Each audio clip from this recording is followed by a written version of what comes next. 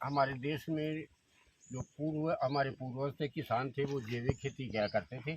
और वो जैविक खेती आज फिर प्रचलन में आ रही है। तो जैविक खेती की मुख्य विशेषता ये है कि वो जितना भी काम होता है सब जीवों से होता है।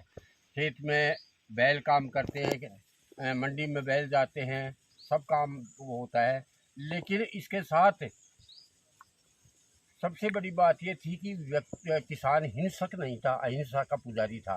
वो किसी प्रकार के जितने भी सूक्ष्म जीवाणु थे मृदा में, उनको मारता नहीं था और उनको बचाते हुए अपनी खेती करता है। तो मैं 1970 से जो खेती कर रहा हूँ वो जैविक खेती कर रहा हूँ। जैविक खेती में मैंने किसी प्रकार की मृदा में कोई जहर नहीं डाला, और जिसका परिणाम ये है कि मेरी ज़मीन में ये केंचुओं की संख्या है। ये मैं जो हाथ पर दिखा रहा हूँ ये केंचुए हैं, और केंचुओं द्वारा ये फर्टिलाइज की हुई मिट्टी है, जो यूरिया के दानों की तरह से ये है। इसमें नाइट्रोजन की मात्रा है, और ये जो मिट्टी है यही जैविक किसान का वो बताती है कि वास्तव में किसान जैविक खेती कर रहा है या नहीं कर रहा है।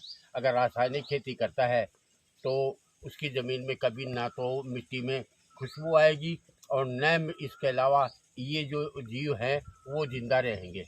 आज मेरी जो 2 हेक्टेयर ज़मीन है, उस 2 हेक्टेयर ज़मीन में 1 इंच भी ज़मीन ऐसी नहीं है, खाली नहीं है, जिसमें केंचुआ नहीं हो। और वो केंचुआ सन 1970 से अब तक मैंने बढ़ाया है। और इससे मुझे ज़्यादा खाद डालने की आवश्यकता नहीं होती है, न कोई कीट प्रबंधन के लिए ज़्यादा वो करना पड़ता है। जो देसी दवा डालता हूँ वो भी ज़्यादा डालनी नहीं पड़ती, क्योंकि मेरी फसल में ज़्यादा बीमारी नहीं आती है।